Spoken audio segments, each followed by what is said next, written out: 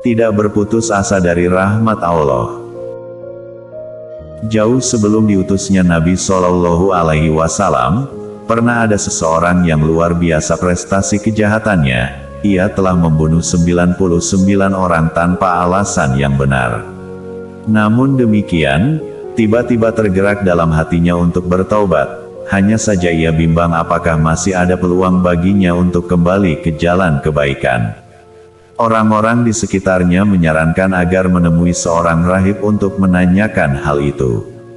Ketika tiba di tempat kediaman sang rahib, ia menceritakan kegundahan hatinya dan keinginannya untuk bertaubat. Sang rahib bertanya, "Apakah kesalahanmu itu?"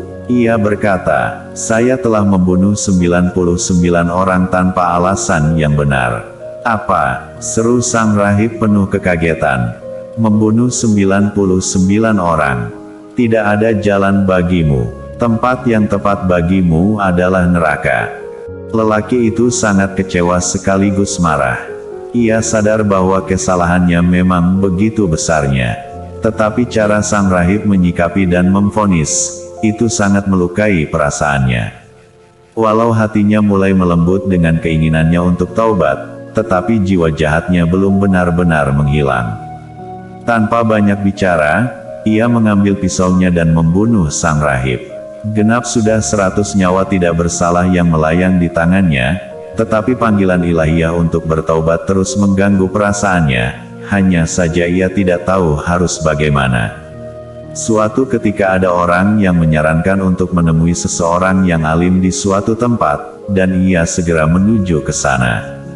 Ketika tiba di tempat tinggal sang alim, ia menceritakan jalan hidupnya, termasuk ketika ia menggenapkan pembunuhannya yang ke-100 pada diri sang rahib, dan tentu saja keinginannya untuk bertaubat. Sang alim yang bijak itu berkata, "Tentu saja bisa, dan tidak ada seorang pun yang bisa menghalangi keinginanmu untuk bertaubat. Tetapi tinggalkanlah tempat tinggalmu itu, karena di sana memang kota maksiat. Pergilah ke kota lainnya karena di sana banyak orang yang beribadah kepada Allah. Beribadahlah engkau bersama mereka, dan jangan pernah kembali ke kotamu itu. Insya Allah engkau akan memperoleh ampunan Allah dan dimudahkan jalan kepada kebaikan." Lelaki itu segera berangkat ke kota yang dimaksudkan sang alim, tetapi di tengah perjalanan kematian menjemputnya. Datanglah 2 malaikat untuk menjemput jiwa lelaki itu, satu malaikat rahmat dan satunya malaikat azab. 2 malaikat itu bertengkar dan masing-masing merasa berhak untuk membawa jiwa lelaki itu. Sang malaikat rahmat berkata, "Ia telah berjalan kepada Allah dengan sepenuh hatinya."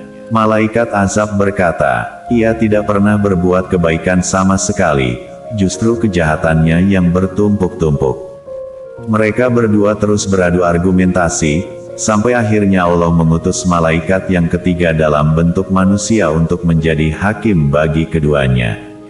Setelah masing-masing mengajukan pendapatnya, ia berkata, "Ukurlah jarak 2 kota itu dari tempat kematiannya ini, mana yang lebih dekat, maka ia termasuk dalam golongannya." Mereka mengukur jaraknya, dan ternyata kota yang dituju, kota tempat ibadah dan penuh kebaikan, lebih dekat sejengkal daripada kota maksiat yang ditinggalkannya. Maka jiwanya dibawa oleh malaikat rahmat, dan ia memperoleh ampunan Allah. Dalam riwayat lainnya disebutkan, sebenarnya lelaki itu belum jauh meninggalkan kota maksiat tersebut.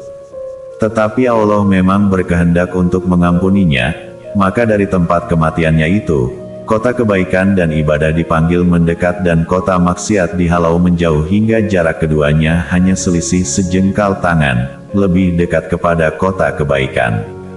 Sekian dan terima kasih, semoga bermanfaat, dan semoga kita tidak termasuk orang yang suka berputus asa dari rahmat Allah.